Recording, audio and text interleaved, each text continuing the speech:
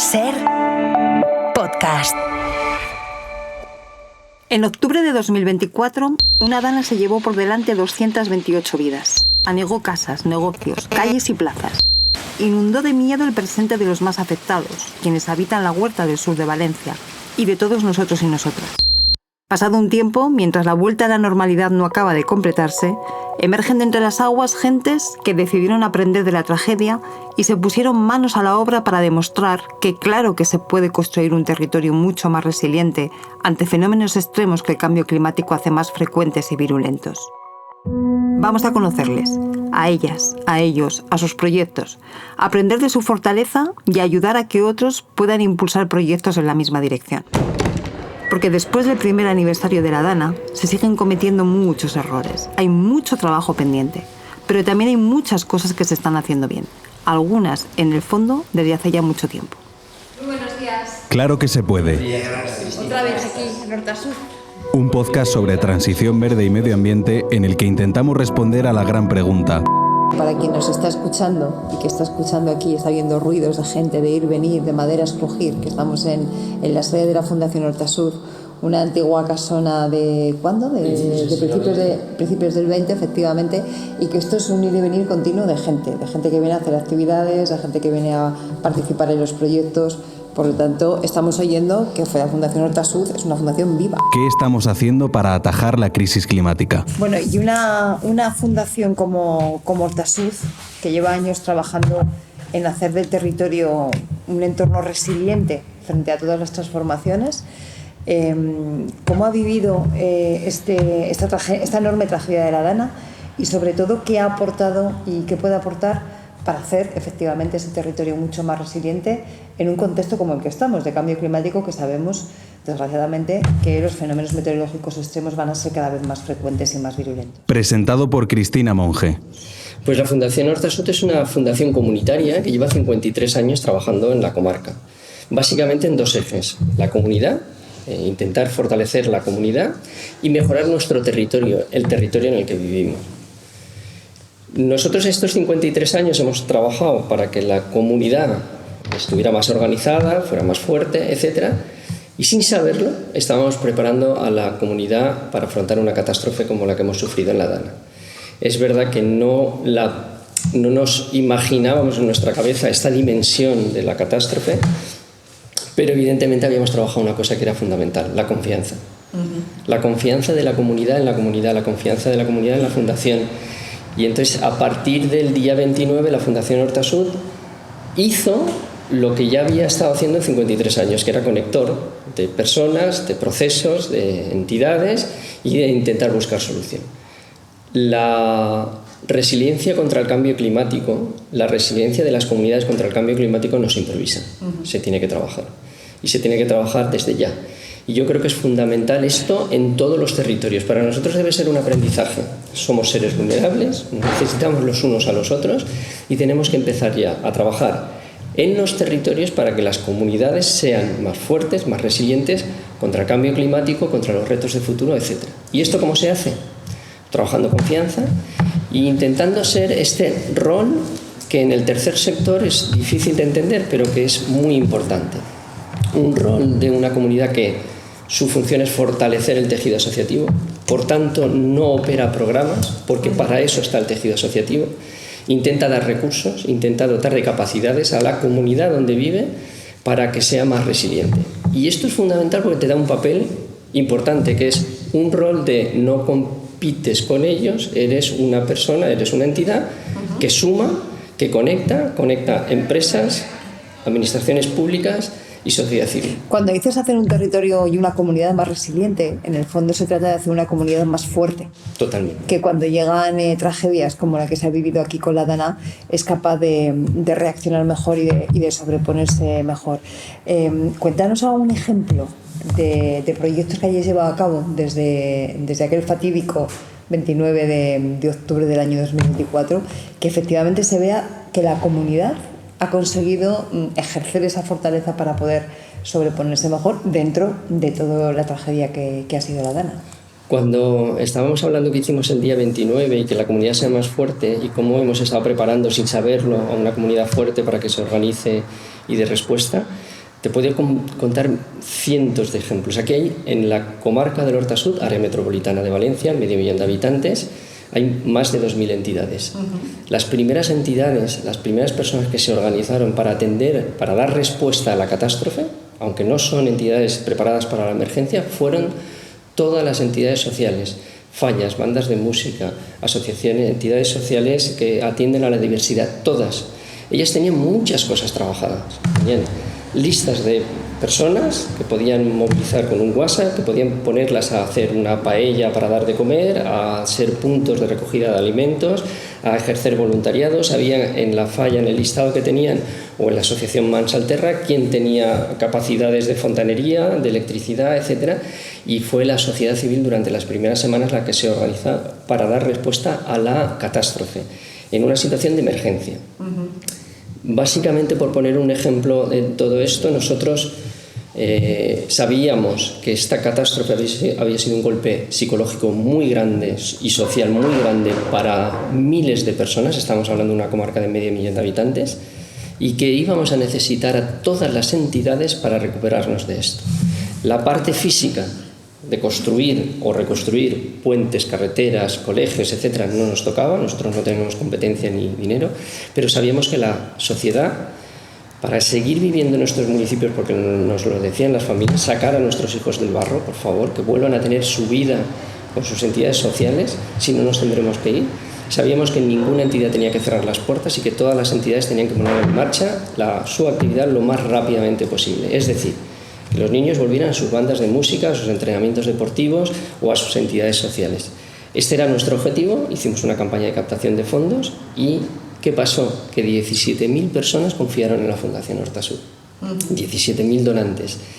¿Esto qué quiere decir? Que ese trabajo de 53 años estaba dando resultado y estos 17.000 donantes nos permitieron canalizar 3 millones de euros a 400 entidades para que no cerraran las puertas. Nosotros no podíamos hacer nada solos. Por eso esta innovación social es, no podemos hacer solo nada. Tenemos que colaborar y tenemos que poner en marcha a todas las entidades. 400 entidades recibieron ayuda para que no cerraran las puertas y para que su actividad empezara lo antes posible. Así vamos a necesitar a todas. Hemos construido territorio, yo creo que la gente es más consciente y es más consciente que esta red entre entidades se tiene que dar. De hecho, estamos ahora con un proyecto, es crear una red de entidades solidarias para que actúen ante una catástrofe, que no solo sirva en la comarca del Horta Sud de esta red, sino que la metodología pueda servir para todo el mundo. Una red en la que estamos preguntando qué sirvió y qué no sirvió el día de la catástrofe, qué tiene que ponerse en marcha otra vez si vuelve a pasar y cómo nos tenemos que organizar. O sea, que se puede aprender de la catástrofe para sacar vías, propuestas, formas de actuar que nos ayuden a afrontar las siguientes. Tenemos la obligación moral de aprender. Si perdemos el pensamiento crítico, que básicamente el pensamiento crítico es la capacidad de mejorar tu propio pensamiento, estamos perdidos como especie humana. Y tengo la sensación de que no estamos muy lejos de perderlo, ¿no? Y entonces tengo la sensación de que aquí pocos aprendizajes van a haber después de esta catástrofe tan grande. Pero al menos nosotros sí que lo haremos. Entonces vamos a aprender de lo que hemos hecho bien y de lo que hemos hecho mal.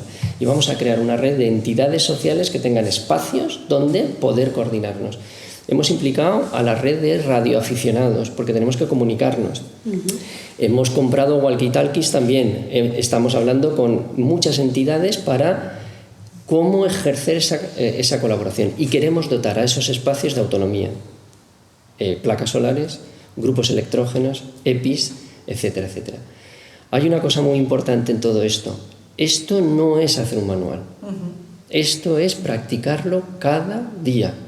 Esto es tener redes de complicidad. Esto es el trabajo de todos los años juntarnos un par de veces, aunque sea para tomar una paella, pero yo necesito conocer al otro y saber qué puedo llamarle en caso de que ocurra una catástrofe y saber qué tenemos que hacer y qué no tenemos que hacer. Porque muy importante, la reconstrucción después de la Dana no tiene que ser volver al punto donde estábamos, porque no podemos normalizar lo que no era normal. No podemos normalizar que no tuviéramos zonas verdes, no podemos normalizar que no tuviéramos una red de carril bici que conectara a los municipios, no podemos normalizar que tuviéramos 140.000 coches en la calle porque la gente no puede ir a trabajar si no es en coche privado. No podemos normalizar que nuestros patios escolares sean cemento puro, no podemos normalizar esto. Que además hemos visto que esos coches formaron parte de los problemas cuando llegó la Dana, cuando llegó la riada. Efectivamente. Y además adaptándolo al territorio concreto, porque lo que ha valido aquí, lo que se hizo aquí bien o lo que se hizo mal, y esos aprendizajes que hay que sacar, no son igual aquí que en otro lugar del territorio. Por lo tanto, aterrizándolo a la realidad de cada sitio, ¿no? Nos acompaña también, tenemos aquí con nosotros a Claudia del proyecto Mansalterra, un proyecto que lleva ya años trabajando en esto de hacer el territorio más resiliente, esta vez desde el punto de vista de la tierra, de la agricultura, también de los residuos. Claudia, ¿qué estáis haciendo para aportar a ese territorio de manera que sea, como nos decía Julio, más resiliente, más fuerte, más capaz de sobreponerse a este tipo de cuestiones? Pues nuestro objetivo es regenerar el suelo, devolverle la vida a la tierra. ¿Qué significa devolverle la vida a la tierra? La tierra está muerta, está compactada, árida. Cuando tú pasas y ves los huertos, típicos huertos, ese es el tipo de tierra que vemos. Una tierra roja, árida, te la puedes coger con la mano, está seca, la puedes apretar y es de tipo árido. Una tierra viva, una tierra regenerada, que tiene microorganismos, que tiene vida, es una tierra esponjosa, es una tierra que absorbe agua. Una tierra que está muerta, no absorbe, una tierra que está muerta, el agua la lava. Es como si fuese cemento, ¿no? Entonces, claro, no absorbe el agua. Uh-huh. Y nuestro proyecto tiene que ver con salud, con bienestar también, porque cuando tú plantas en una tierra que está viva, que tiene vida, lo que tú produces es una hortaliza con todos sus nutrientes cuando tú vas a comerla. Uh-huh. Para regenerar el suelo y para que todos esos microorganismos vivan y la tierra sea una tierra fértil y nutrida,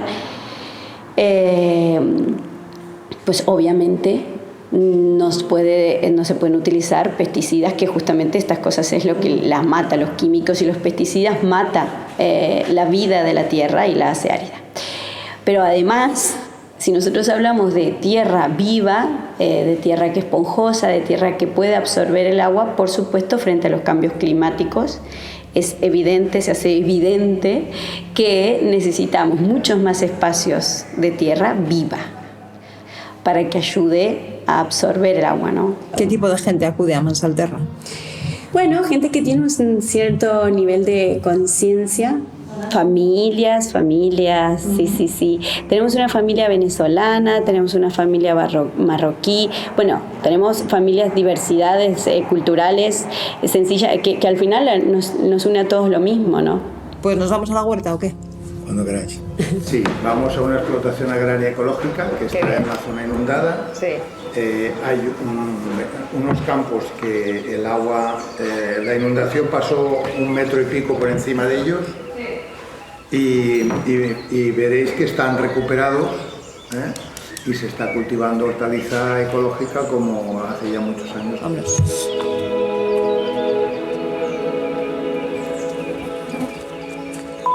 Quien acabamos de escuchar es Pep Moratal, agricultor valenciano, toda una vida dedicada a eso que ahora llamamos la agroecología.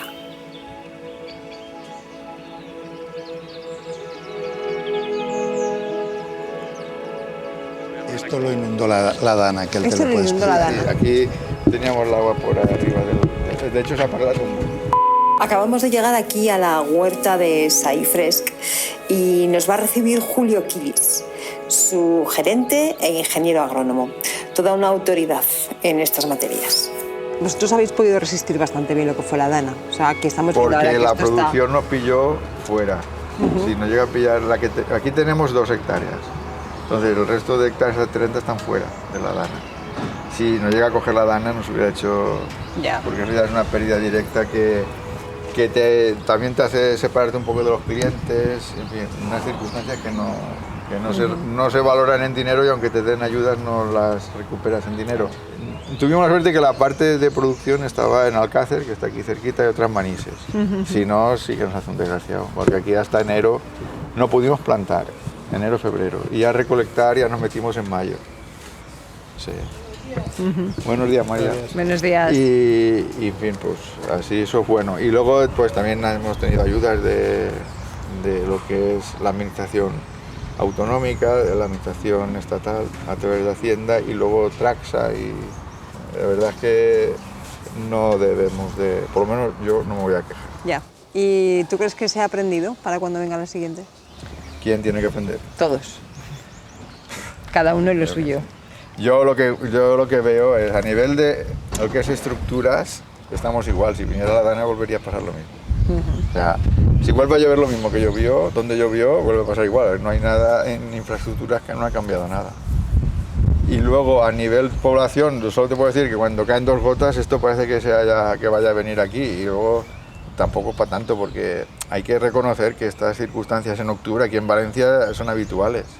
Lo que no era habitual es la cantidad de agua que cayó donde cayó y por donde tenía que pasar, es que no tenía por dónde repartirse el agua ni por dónde filtrarse. Tenía que pasar por ahí y por ahí fue. ¿Y qué pasó? Aquí en el pueblo los coches estaban a montones. Yo he visto 3 pilas de coches, una encima de la otra, sin que nadie las hubiera subido, y uno al lado del otro. O sea, ¿qué hemos aprendido? Pues no sé. Y luego a nivel de agricultura, que es lo que nos toca a nosotros, y consumo, pues yo también te diría que tampoco. Nosotros los primeros días, nada más pasar la Dana, nos pusimos aquí, como teníamos productos que recolectar en Alcácer, nos pusimos aquí a hacer cosas como centro de venta. Y aquí no venía nadie.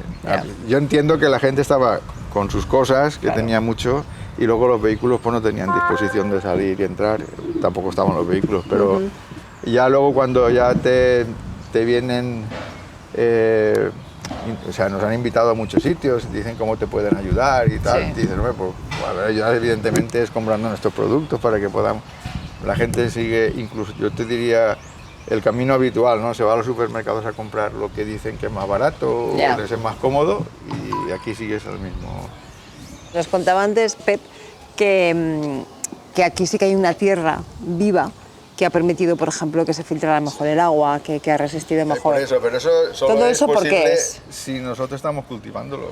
¿Y cómo cultiváis para que sea posible eso? ¿Qué es lo que hay que hacer? ¿Por qué vosotros sí y otros no?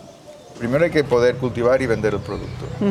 Y si no es así, que no vayan diciendo cosas bonitas de la huerta y tal igual, porque la gente tiene que tener una actividad económica de la que vivir, y si es la agricultura tiene que producir y vender.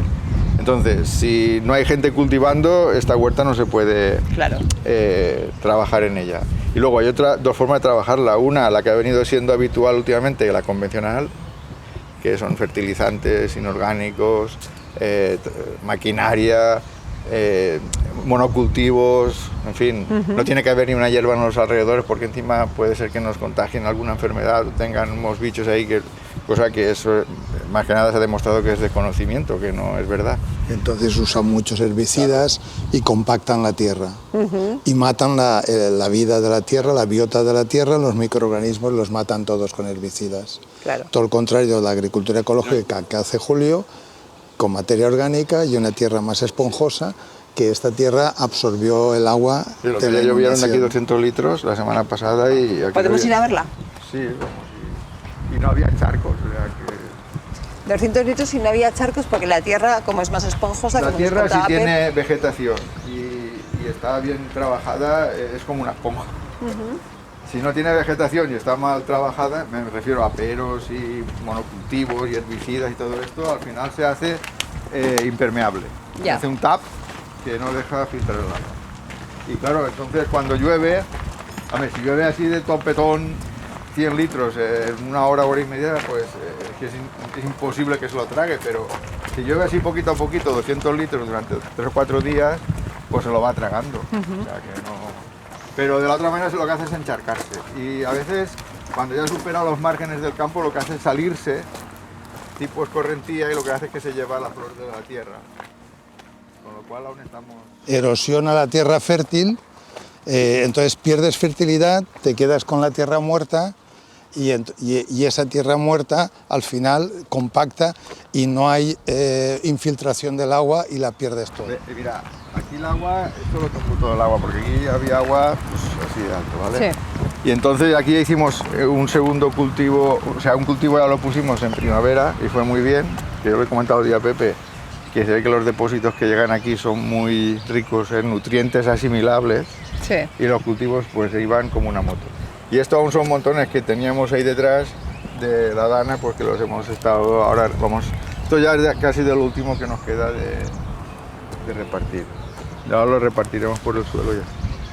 Y entonces aquí la semana pasada llovieron los 200 litros y toda... Mira, ahí que pasó la maquinaria entrando, se hicieron charcos. Y aquí que estaba sin pisar, no había. Aquí la tierra se lo chupó. Y ahí, fíjate ahí que se pisó, hay charcos y aquí no. Bueno, pero es que además se nota conforme vamos caminando, se nota efectivamente... Que no está duro y que está, efectivamente, que está poroso, que está esponjoso. Claro, es que aquí ¿qué hemos hecho? Aquí había un campo de tomates, hemos hecho es triturar el resto de la cosecha aquí. Hemos sacado solo los tomates y los hemos vendido, el resto está todo triturado aquí. Entonces esa materia orgánica está pudriéndose ahora ahí abajo y está, digamos, lo que esponja la tierra, la materia orgánica cuando está descomponiéndose, pues hace vivir a todos los microorganismos que hay. En fin, el hecho de que esté físicamente ahora aquí y luego la descompongan crea huecos y, en fin, hay una serie de entra agua y aire. Entonces tú puedes tener un 45% de materia mineral, pero esta tierra perfectamente puede estar almacenando un 25% de agua, un 25% de aire y luego tiene un 5% de materia orgánica con millones y millones de microorganismos que son mutualistas y entre ellos colaboran, alimentan a la planta y la planta les alimenta a ellos. Y entonces eso te permite tener suelos con vida, que es lo que en muchas zonas se ha perdido por el tipo de agricultura que se ha hecho con herbicidas y con muchos pesticidas. Esta agricultura, al contrario, está recuperando la vida en el suelo. Y luego Julio lo que sí que está haciendo siempre es una rotación continua, ve la compatibilidad de cultivos y va cambiando de manera que de la tierra nunca la exprimes, la tierra siempre la estás alimentando con los mismos cultivos al practicar la rotación de cultivos. Normalmente se tiene la idea equivocada que este tipo de agricultura en ecológico solamente es posible para terrenos muy pequeñitos, casi para autoconsumo familiar y poco más, pero aquí son 30 hectáreas las que tenéis y con una producción abundante desde hace ya muchos años. Sí, pero es que además esta era la forma de vivir típica de la huerta de Valencia y la huerta de Valencia no es pequeña. Claro. Tiene una superficie muy grande. Lo que le falta a esta huerta es el mercado donde poder vender los productos. Y luego este tipo, como hemos dicho antes, este tipo de agricultura, por todo lo que nos habéis contado de los suelos y todo lo demás, ayuda más a tener un territorio más resiliente, que cuando llega una dana, cuando llega una tragedia así, se recupera mejor, se recupera antes. Hay otra clave que es el tema de los aterrazamientos. Cuéntanos eso. La forma de agricultura que siempre se ha realizado tradicional era una agricultura que evitaba la erosión, evitaba la pérdida de suelo fértil.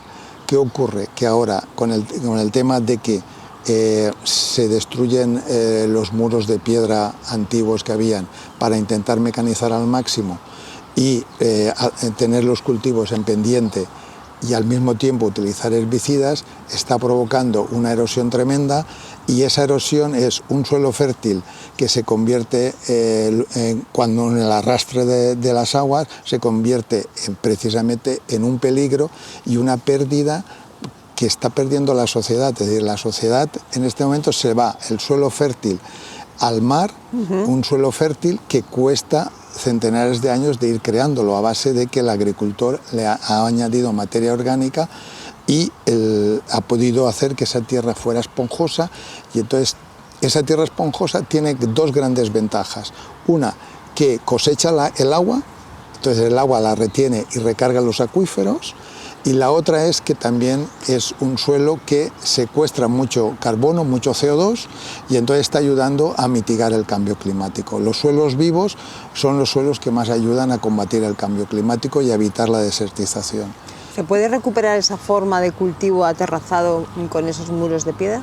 Sí, de hecho lo primero que hay que hacer es mantener los que hay, evitar que se destruyan.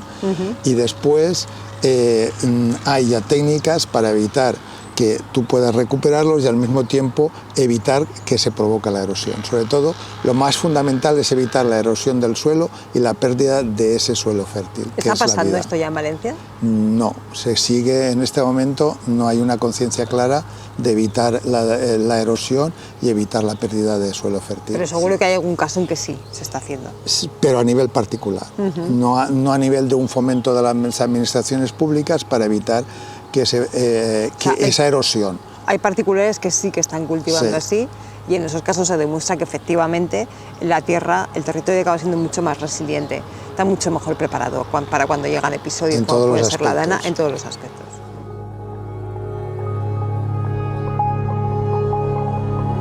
Y hablando de buenas prácticas y de cómo actuar ante fenómenos extremos que cada vez serán más frecuentes, hemos viajado hasta Ontinyent, en la provincia de Valencia, que en 2019 sufrió ya las consecuencias de una dana.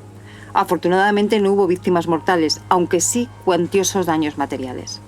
La ciudad hoy renace con un proyecto innovador que ayudará a mitigar el impacto de futuras inundaciones, cambiando la cara de la ciudad, su urbanismo. Mariola Sarrió. En septiembre de 2019, una dana arrasó el barrio de la Canterería de Ontinyent. Las casas se construyeron frente al río que atraviesa la ciudad, el Clariano. Con el temporal, el río se desbordó y anegó las viviendas y hoy la zona se ha reconstruido y transformado en un parque inundable. Hola. ¿Qué tal? Allí, en el propio parque, hemos estado con Silvia Párraga y Ana Sánchez, dos de las arquitectas que lo diseñaron. Yo soy Silvia Párraga, soy arquitecta. Yo soy Ana Sánchez, también soy arquitecta. Con Pedro Braco, uno de los vecinos que vivía en la Canterería, la zona afectada por la dana, que perdió su casa y su tienda. Soy Juan Pedro Braco y vivía en la Canterería. Y con su alcalde, Jorge Rodríguez, en el ayuntamiento de la ciudad. Bueno, en el año 19 nosotros sufrimos también una dana en la que cayeron pues cerca de 400 litros por metro cuadrado y que supuso, sobre todo en la parte de las viviendas anejas al río, lo que supuso es que el desbordamiento del río y también la caída de agua desde los taludes hiciera que tuviéramos que evacuar pues, en torno de 100 personas. Hubo muchísimos daños materiales, pérdida de caminos rurales, pérdida, como decía, del colector, la inundación de un total de 41 inmuebles, daños en bajos, ascensores, etcétera, pero por suerte no hubo daños humanos. El nivel de agua no llegó al de la dana de octubre de 2024, pero sí inundó la primera planta de las casas cercanas al río. Así recuerda Pedro Braco el 12 de septiembre de 2019. Que se desbordó el río, pero vino así como que de golpe, ¿no? Porque nadie lo esperaba. Veíamos que iba subiendo y sacamos primero el coche y digo, pues después hacemos mochilas y nos vamos y realmente sube mucho. Ya no nos dio tiempo, o sea, el volver a casa y volver a salir fue imposible. Intentamos salir, ya teníamos como más de medio metro de agua en casa. Y ya da miedo, cuando ya sube tanto, viene con tanta violencia el agua que, bueno, eso te se lleva, o sea, no puedes salir a la calle ya. Entonces subimos otra vez a casa. Y nada, 2,20 metros de agua en casa. Las casas de la Canterería se construyeron frente al Clariano en los años 50, en un área en la que había huertas y cultivos. Ante el riesgo de que el río volviese a inundar las viviendas, el consistorio decidió actuar. Veníamos de una situación en la que esto ya sucedía de vez en cuando, al principio muy a la larga, luego cada vez lamentablemente más próximo en el tiempo, y sobre todo ante la situación en la que nos vimos de haber tenido pérdidas humanas, lo que decidimos es que esto no podía volver a suceder y que por tanto la solución pasaba porque fuera el propio ayuntamiento quien comprara todos los inmuebles, en total eran 41, que además les ayudara a poder adquirir una vivienda fuera de zona inundable a través de una subvención y que posteriormente se procediera pues tanto a estabilizar el talud, puesto que el agua también caía desde el talud para abajo, y a demoler las casas casas y convertir toda la zona en un parque inundable, que lo que permitiera es que en caso de que el río se volviera a desbordar hubiera tiempo para que el propio parque absorbiera el agua del río. Tras la compra de las viviendas por parte del ayuntamiento y su posterior demolición, hoy, en la calle de la Canterería, donde antes había casas, ahora hay un parque inundable. Así lo explica la arquitecta Silvia Párraga. Se trata de un parque lineal que comunica ambos extremos con la zona urbana y se queda delimitado en un lado por el río y por el otro en el talud. Y el parque está situado donde antes estaban las casas. La zona de la Canterería en Ontinyent está catalogada como área inundable de riesgo alto dentro del Plan sobre Prevención de Riesgos de Inundaciones de la Comunitat Valenciana. Claro, porque en 2019 el agua ¿hasta dónde llegó? Hasta la primera planta. Hasta la primera planta de las que casas. No sé si hay alguna marca desde aquí, porque esta zona es la que ya nos inundó, pero puedes imaginar que era la primera planta. Nosotras teníamos claro que lo que queríamos trabajar aquí era lo que se llaman soluciones basadas en la naturaleza. Esto es ampliar la llanura de inundación. Simplemente consiste en que cuando el río crece va a inundar el parque. Entonces, con esta premisa hicimos el diseño. Si queríamos que el diseño también se adaptara a la Agenda 2030, que consiste en obtener ciudades inclusivas, seguras, resilientes y sostenibles. Hacer un proceso de renaturalización, de devolverle al río lo que siempre había sido de él. A pesar del riesgo de vivir en esta zona de Ontinyent y de la indemnización que les dio el ayuntamiento, para algunos de los vecinos no fue fácil dejar su casa. Pedro Braco. Nos fuimos mal, porque claro, 32 o 33 años hemos estado allí viviendo, pero además, pues, por lo que nos dieron, ¿no? O sea, nada. Con lo que nos dieron no te compras nada. Yo me hubiese quedado, yo no hubiese cambiado. Yo elegí vivir allí. O sea, el Parque de las Mamás Belgas, que es así como se llama el proyecto, consta de dos zonas. Una más baja, con mayor riesgo de inundación, y una más alta en la que el riesgo disminuye. Silvia Párraga. Estamos en las gradas, que es una de las transiciones. Esta parte es la alta y por allá es la parte que sí sabemos que sí o sí se inundará. Si vuelve a crecer el río, bueno, se hicieron estudios hidrológicos, entonces nosotros sabemos ya que esta zona es la que es más susceptible de poder ser inundada y efectivamente se inundará y se llenará de agua. Lo que hemos hecho ha sido utilizar los recursos económicos que disponíamos para focalizarlos en la parte más alta, que es donde será más difícil que sea inundable, y en cambio en la parte más baja se llenará de agua. Entonces todo el equipamiento o las piezas que existen son pues, de bajo coste o fácilmente sustituibles. En el parque inundable se ha optado por la vegetación autóctona para renaturalizar la zona. Ana Sánchez, arquitecta. La parte inferior sabemos que se va a inundar porque es un fenómeno recurrente, repetitivo, entonces lo que hemos planteado es un bosque de ribera mediterráneo, con una pradera natural, y en la parte de arriba sí que planteamos un parque con un carácter un poco más urbano, en el que sí incluimos mayor variedad de especies vegetales, mayor calidad y variedad en el mobiliario urbano. Todo el parque a cota inferior destaca por la alta permeabilidad del suelo, por la pradera inundable, por los taludes vegetalizados. Hemos intentado evitar colocar demasiados elementos urbanos como bordillos o aceras, de manera que realmente si viene una crecida que pueda expandirse libremente, porque queríamos que esto fuera un espacio lo más natural posible. La propia vegetación ayuda a reducir el impacto de futuras inundaciones. Lo que conseguimos con este tipo de parque es que el suelo sea permeable, porque claro, ¿qué sucede si tú pavimentas? Que el suelo es impermeable. Entonces al final lo que hace es que el agua discurre sobre el pavimento y por eso va acumulando más agua y cada vez más agua y cogiendo esa fuerza y esa velocidad con la que hemos visto que sucedía en las imágenes de la Dana de Valencia. Claro, y aquí la vegetación impide eso. Exacto. La vegetación ayuda también a retener ese suelo y evitar las escorrentías. El parque inundable se ha podido financiar gracias a la colaboración entre varias administraciones. Jorge Rodríguez, alcalde de la ciudad. Hablamos de una intervención de unos 4 millones de euros. La Generalitat financió una parte, el Ayuntamiento otra, los fondos FEDER de la Unión Europea financiaron otra. Y sobre si este tipo de proyectos se podrían replicar en otras regiones. A ver, la situación de la Dana de 2024 en Valencia fue devastadora. Y realmente este proyecto no se puede comparar, no se puede cambiar la escala. Lo que sí que nos hemos dado cuenta es que es urgente o resulta necesario que exista un plan director que pueda trazar cómo actuar a escala territorial. Pero luego, más adelante, y ya a una escala menor, junto con los ayuntamientos que sí que tienen los conocimientos sobre su territorio y sobre su población, sí que se podrían aplicar este tipo de soluciones y, por supuesto, sí serían replicables. Sí, Pedro Braco y su familia fueron realojados y ahora viven en otra parte de la ciudad. Es pasar un duelo, lo pierdes todo. O sea, todo lo que has hecho durante 30 y pico años. No hemos bajado para nada, ni para ver el parque. Lo que ves del parque lo ves desde arriba. Ves que hay cosas que no están bien hechas. Yo creo que no están bien hechas y en venir agua entendemos un poquitín al final. Y ves que se lo va a llevar, por muy inundable que sea.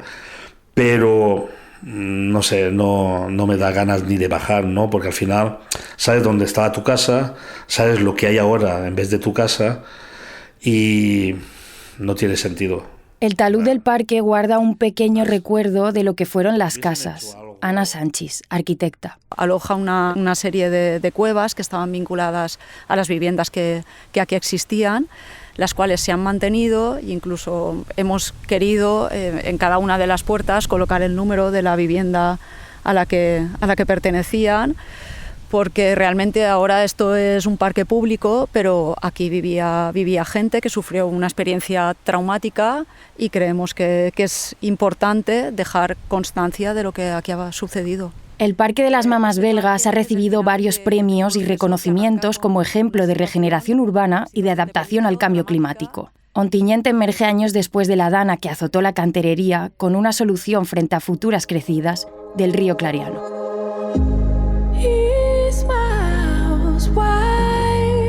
He's the center of attention now, and he feels good about it.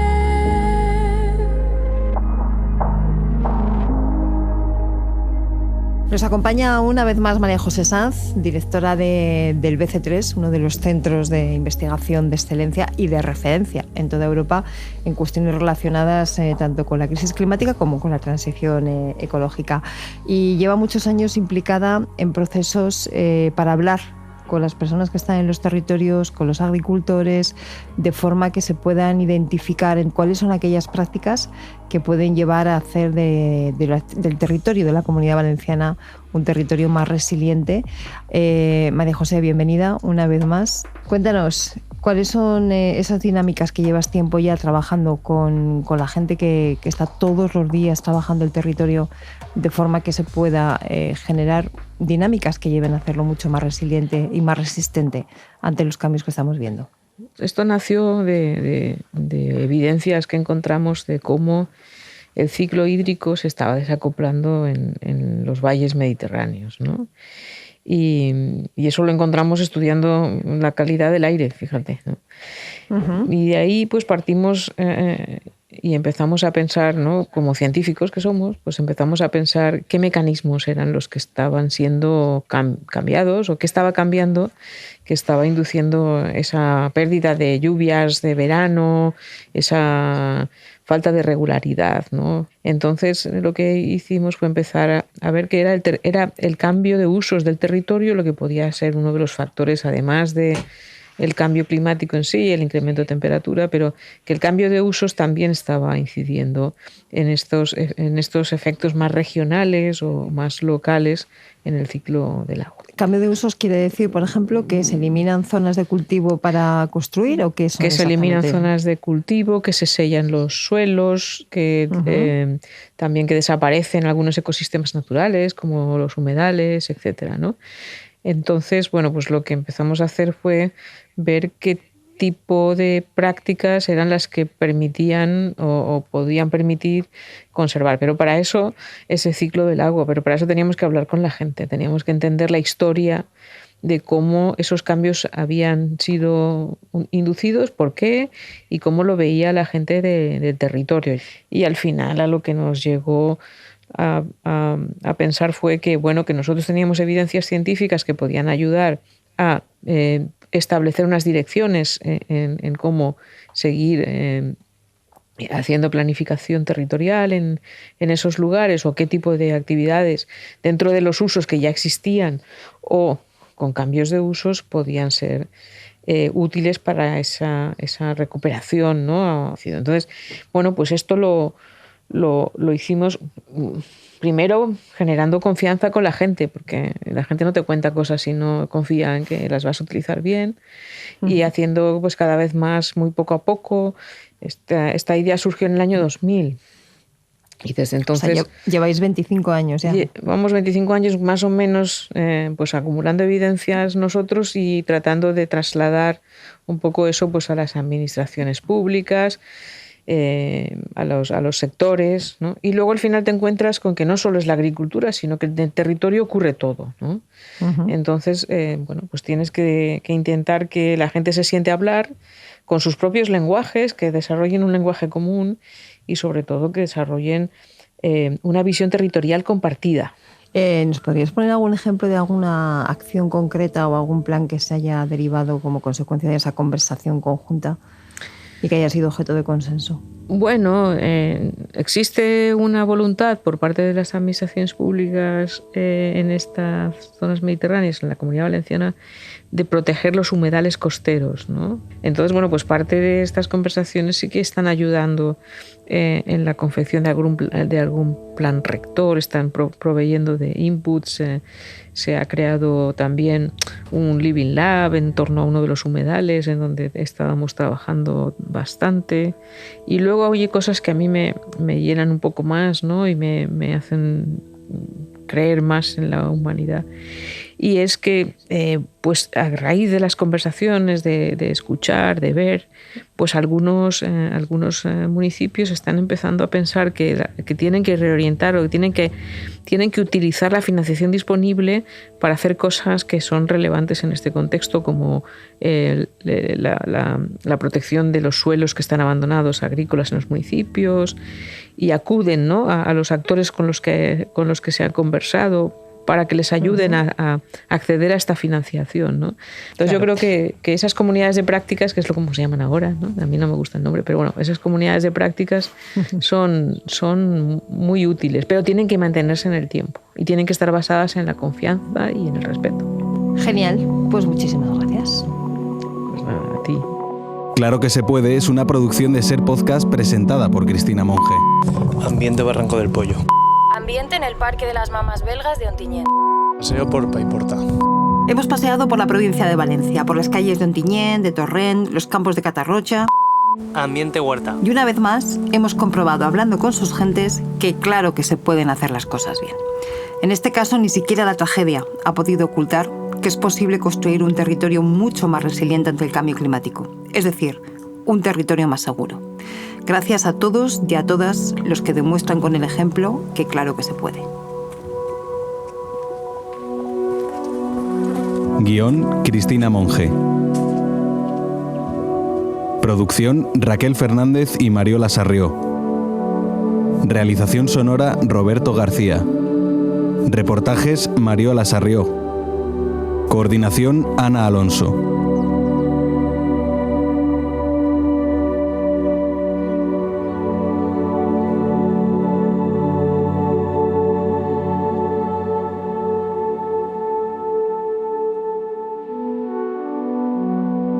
Puedes escuchar Claro que se puede en Ser Podcast en todas las plataformas de audio o en YouTube.